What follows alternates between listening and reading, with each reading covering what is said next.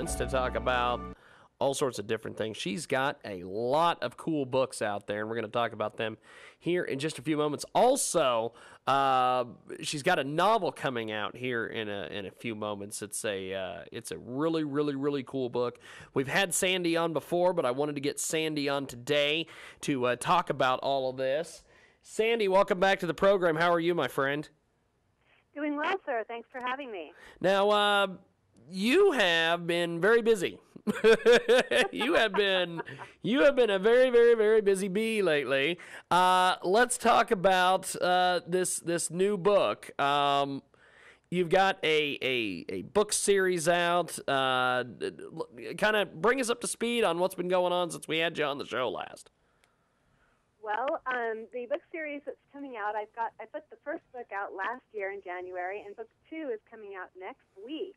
And it's Vikings. For everybody that likes Vikings, these are the real deal, and I'm exploring their culture a little bit.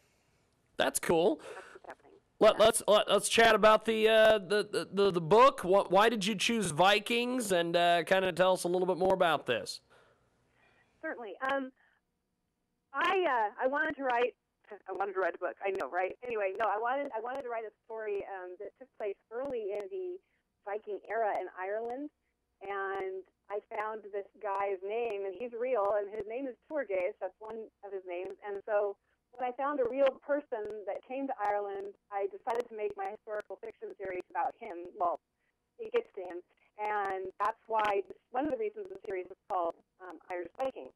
But in book 2, the one that's coming out next week, Irish Viking is the hero of the book, and actually it's a different guy, and his name is Agnar Halverson.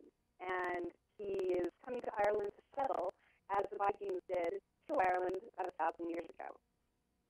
So that's what I'm writing about. This is a romance. So this is like how the Viking men met and married their Irish women and became, and it changed the culture, actually, of the whole island.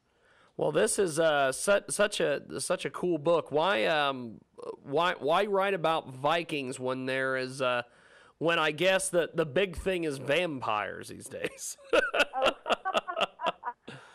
I went for the history, because Vikings were, real, and that's my thing. But I went for Vikings because they were such a big influence on early Ireland in the culture that I was looking for. I wanted to explore that shift when the island kind of shifted from very insular, and then all of a sudden they're being attacked by different people, and they had to change. So the reason for that change, of course, was the Vikings, and they're fascinating. The Vikings are a fascinating culture, and there's so many misconceptions about them. I wanted to explore what history says they were, rather than what the stories say they were. And so that's what I tried to do for this series. That's really cool. Now, with the book itself, what's been some of the different things you've discovered through your research and everything to put the writing together for this? Ooh, that's been fun. I didn't know that carrots were purple back in the day. About 1,000 years ago, you didn't have orange carrots; you had purple carrots. These are little things, but they kind of make me happy, I know, but it's the little things that really of course. I think, of course.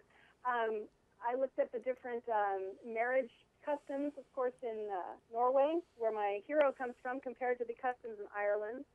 And that was fun because that means that my hero is coming to the whole concept of getting married, having children, settling down with a totally different mindset than the heroine. So they're coming from these completely opposite points of view, which is a really interesting place to start because usually most romances happen in the same culture. And so they're at least have the same idea of what is required. And this was completely different. I get to research the different languages, so I got to play with some Old Norse and some Gwalge, which would be Gaelic, Irish Gaelic, as well as Latin and a little bit of Danish. And I had all sorts of help with that online. Wonderful, wonderful people who lent me their brains so that I could investigate and get to know people by how they talk, I think. And so that was really helpful in getting to know my characters. Now, what have you discovered through this whole process that you were just shocked when you found this out as far as the writing and everything goes?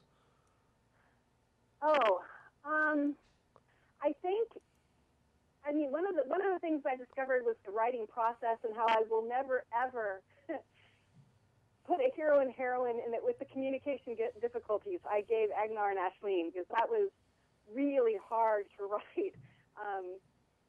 He couldn't speak. It wasn't that he didn't have words, or he had different words. It's just for a while he lost the power to speak, and they spoke this different language anyway. And so as a writer, that was something I wanted to have happen, but I didn't know how hard it was going to be.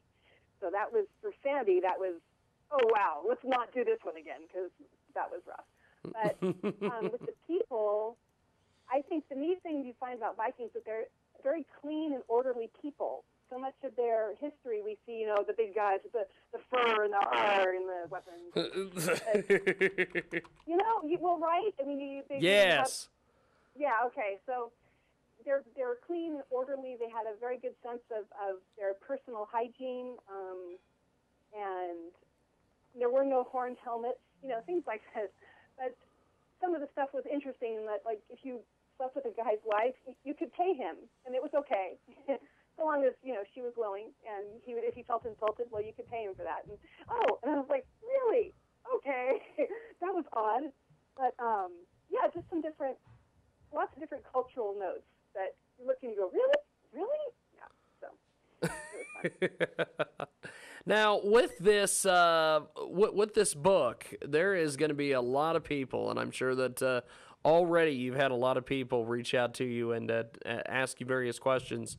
What are people wanting to know most about the book, and as far as Vikings and everything is concerned? I had somebody ask the top 10 ingredients for a perfect Viking book, you know, which was funny, and I think a lot of people are wanting to see the battles and the sweeping romance, and I have a lot of shirtless hero, so that's good. People like that. And, what I'm hearing a lot is why Vikings? And I guess to me it's a fascinating culture, and that's the biggest question: is why are you doing this? Why not something else? And I did Vikings, very early Vikings, so this isn't even the Eric the Red Vikings. This is hundreds of years before that. So that is the biggest question I keep getting: is how come? Why are you doing these people? So because I have seen no books out there about Torghast, who becomes the High King of Ireland in history in the 840s, and I've seen no major books about him. So that's one reason, I think, to write about this period, is there isn't a whole lot out there. Yes. Now, before we let you go, tell us a little bit more where we can find you and all this information. Oh, fantastic. Well, I am a lot of places these days. I feel very, like, you look for Sandy Layne on Google and it's all over. It's very strange. I'm on Goodreads. Yeah, it's just odd. Goodreads, Facebook, Amazon, of course. I have several books on Amazon, contemporary and historical. And I met with my publisher at the Writer's Coffee Shop, of course. I have a website. That's sandyquill, SANDYQUILL.com, and that has all my other contact information. And pretty much if you just type in my name on there, just make sure it's Sandy with an I, because, that helps. So you're right. Good stuff. Well, I appreciate you making time for us, and we'll talk soon. Thank you much.